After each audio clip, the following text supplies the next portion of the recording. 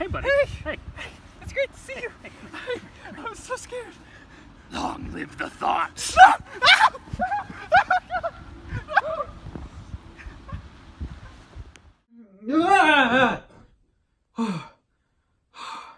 Oh, it's just a nightmare. Oh, I'm in my room. Oh, dear God. My name is Tater Tot, and these are my thoughts on Celeste.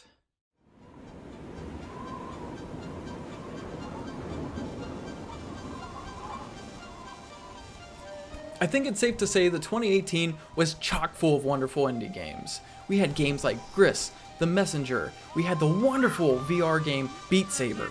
And yet out of all these games, out of all the games in general of 2018, there is one game that you will consistently see on top 10 lists, top 15 lists, top 20 lists, top lists of all of 2018. There is one game that is always at the top or very, very close to the top. And that game, of course, is Celeste. As I took my first steps, or jumps rather, in Celeste, I instantly felt super relaxed and calm. There's this really beautiful, really soft piano melody that plays at the beginning, and it sounded so soothing that I could feel any stress, any anxiety that I had built up from the day just slowly start to wash away. There was also this hint of mystery and wonder. The tune made it seem as if there was a new world to be explored, and I was literally just on the brink of discovering it. And guess what? That's just the first minute of Celeste. 60 seconds in, and the game is already building you up for what is to come.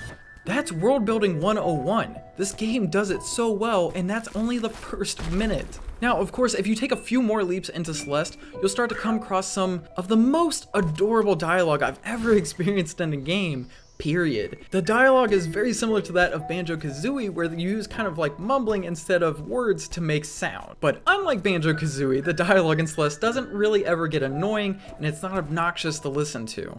Each character, of course, has their own distinct voice, but the really cool thing about the voices in this game is that they all change the tone and the pitch depending on their mood or if there's a joke to be had. And it works really, really well, and it's not something I expected from this cute mumbling. On top of this, the conversations are never too long to let the mumbling get annoying. Speaking of the conversations, I really actually want to hit on a point that this is arguably the most relatable conversation system I've seen in a game. I know a lot of modern games put in these dialogues where the characters are trying to act like young audiences, they're trying to be relatable, but they're not.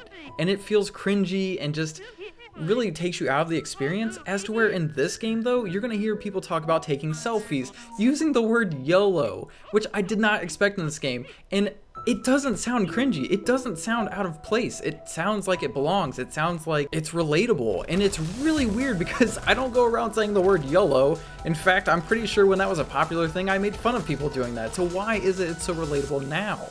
They just did such a fantastic job with these characters and the conversations. It really makes you want to invest into them and find out what their story is. So now that I'm an hour into the game and I'm invested into the characters and what they bring to the table, I need to know about the platforming. The platforming is the most, I'm gonna say right now, it's the most indicative way of whether a platformer is good or not. And guess what? If we go back to those first 60 seconds, the game does a fantastic job of introducing you to the rules and the layout of Celeste. And from there, it takes about another 10 to 15 minutes, but it'll keep showing you what you can and can't do, and then it'll start introducing mechanics very slowly at first, and then it'll start to pick up. And once it picks up, it doesn't slow down. There are always new mechanics, but it does pace itself pretty well, so they're not feeling overwhelmed, and it's such a great platforming experience. I wish people would learn from this. This reminds me a lot of when Ego Raptor or Aaron Hansen used to talk about the Mega Man episode of, what was it, Sequelitis. How he talks about where the level at the beginning teaches you how the game works, and then it slowly builds up, and then it lets you go out on your own. That's what Celeste does, and it does it wonderfully. And when the game throws these new innovative mechanics at you, they're never too complex or hard to understand, but they do change the flow of the game and it keeps you on your toes. There's always a challenge to be had. Celeste also does a great job of incorporating the story into the platforming as well. A lot of times you'll find, like especially at the beginning, you're going up this mountain and there's like a abandoned, like a ghost town or city in the background, and you'll be climbing on steel beams and these metal pipes and stuff. There's even like stop signs and lights. It's like a city. And then later on in the game, you're gonna be jumping over these, I don't know how to explain it. There are things in the game, without spoiling it, that you will come across that are like metaphors for anxiety, and it's just really interesting. I like how they tied that in with the platforming. Now, Celeste is definitely tough as nails, I'm not gonna lie there, but it's not Meat Boy level of tough as nails. In fact, I was able to complete it, unlike Meat Boy, and I'm not good at these games at all. Now, I did die, I think it was over 2,500 times, but luckily the respawn system in this game is very fast, very fluid. It keeps you in a good spot. Checkpoints are usually really good, and it's so fluid. You can keep going, and eventually until you get it. That's the nice thing about the difficulty in this game, is that it's easily learnable. You can look at it, fail a couple times, and eventually you are going to pick it up. It's not just hard for the sake of being hard. Now, of course, if you can't do it, or if you really don't like the idea of struggling to do platforming, there is an assist mode, which I didn't try, but apparently it's really good, and everybody was telling me that if I can't do it because I was struggling really hard, to go and play the assist mode because playing the story was worth it. And guess what? If you want to make the game extra challenging, you can go and collect all the collectibles that they've thrown out in the levels. We've got things like strawberries, flying strawberries. There's the crystal hearts, which if you collect a certain amount, you will unlock the 8th stage, which is a hidden stage. And then you've got the cassette tapes, which I believe when you unlock those, unlocks harder difficult versions of the maps that you've already played, which is insane. I couldn't complete the normal ones with ease, let alone go play the harder ones. You know, I didn't go and I played the first one that I got, and I couldn't do it. I watched people do it. It's amazing. If you're up for the task, go get those. You'll love that. What's really nice about these collectibles is none of them felt really tedious, and none of them felt super necessary. As far as the strawberries go, they don't unlock anything. They just change image at the end of the game. The cassettes are necessary if you do want the harder levels, and of course the crystal heart is necessary if you want that 8th chapter, but you don't need them. The game feels complete without them, which is great, and it gives you a reason to come back and play. Now, I'm sitting here still wondering exactly why I'm climbing this mountain in the first place, and then it hits me. Celeste isn't just about exploring some random mountain. It's about exploring your feelings and coming to terms with and accepting who you are and understanding why you feel the way you do. There are challenges in this game that act as metaphors for challenges that you're going to face in life. This is where the emotional side of Celeste kicks in, and I'm going to come out and say it right now. Some of the moments in this game are tough to swallow. At least for me, they were, because I found them to be so deep, realistic, and on such a relatable level. I suffer from anxiety all the time. I have started having panic attacks recently. I have OCD. It's very difficult sometimes. My day-to-day can range from very smooth to extremely difficult, where I'm struggling to breathe. It's not fun. There are moments in this game where I felt like the story I was following was about me and not Madeline, the main character.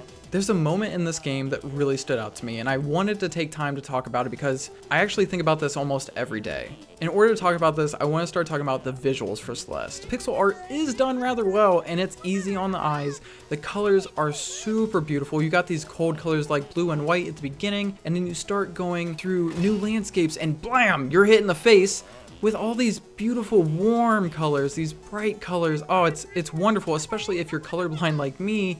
These colors still stood out. And what's really nice is I didn't struggle with any color blindness in this game, which is starting to become normal in my videos. I don't know why I talk about this. I guess it's more important to me than I realize. And while the pixel art is all great and beautiful, the visual I'm discussing comes in the form of a specific scene in the game.